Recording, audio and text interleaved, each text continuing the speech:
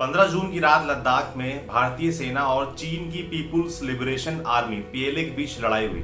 ये हिंसक झड़प लाइन ऑफ एक्चुअल कंट्रोल में भारत की तरफ पड़ने वाली गलवान घाटी के इलाके में हुई। इसमें एक कर्नल समेत 20 भारतीय जवान शहीद हुए, 70 से ज्यादा घायल हुए। वहीं पीएलए के कितने जवान मारे गए इसे लेकर कोई आधिकारिक आंकड़ा चीन की तरफ से सामने नहीं आया है, लेकिन केंद्रीय मंत्री जनरल रिटायर्ड वीके सिंह ने 20 जून को कहा था कि चीन के 40 से ज्यादा जवान मारे गए हैं। अब इस बयान पर चीन की तरफ से बयान आ गया है। उन्होंने इस दावे को खारिज किया है। ग्लोबल टाइम्स की रिपोर्ट के मुताबिक चीन के विदेश मंत्रालय के प्रवक्ता झाओ लिजियान ने कहा है कि पीएलए के 40 जवानों के मारे जाने की खबर गलत है। उन्होंने कहा, भारतीय मीडिया ने रिपोर्ट किया था कि भारतीय अधिकारी ये कह रहे हैं कि चीन के कम से कम 40 जवान मारे गए हैं, तो मैं जिम्मेदारी के साथ ये कह सकता हूं कि ये जानकारी गलत है।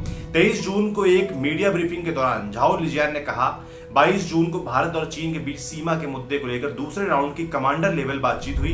गलवान घाटी में हुई घटना के बाद इस तरह की ये पहली मीटिंग थी। इसके आगे उन्होंने ये कहा कि भारत और चीन बातचीत के माध्यम से तनाव को कम करने की तरफ ध्यान दे रहे हैं। इसी ब्रीफिंग के दौरान ही पीएलए के जवानों के मारे जाने वाली खबर का खंडन झाओ ने किया, पर यह नहीं बताया कि आखिर कितने जवान मारे गए हैं या क्या हुआ, असलियत क्या है, ये भी चीन बताने को तैयार नहीं है। खैर, क्या कहा था वीके सिंह ने? उन्होंने कहा था कि अगर हमारे 20 जवान खोए हैं तो उनकी तरफ से डबल जवान मारे गए हैं। चीन आंकड़े छिपाता है। 1962 के वॉर में भी उन्होंने आंकड़े नहीं बताए थे। गलवान घाटी में हुई हिंसक झड़प के बाद एक बार भी चीन की तरफ से ये नहीं बताया गया है कि उनके कितने जवान मारे गए और कितने घायल हुए हैं।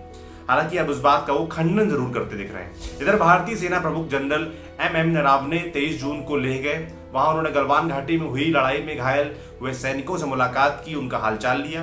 भारतीय सेना ने ट्वीट कर इस बारे में जानकारी दी। इसके अलावा 22 जून को सेना प्रमुख जनरल एम नरावने ने चीन से लगती सीमा पर लद्दाख, अरुणाचल प्रदेश, उत्तराखंड और हिमाचल प्रदेश में तैयारियों की जानकारी भी ली। सेना के आला अधिकारी भी दिल्ली में सेना की तैयारियों का जायजा ले रहे हैं।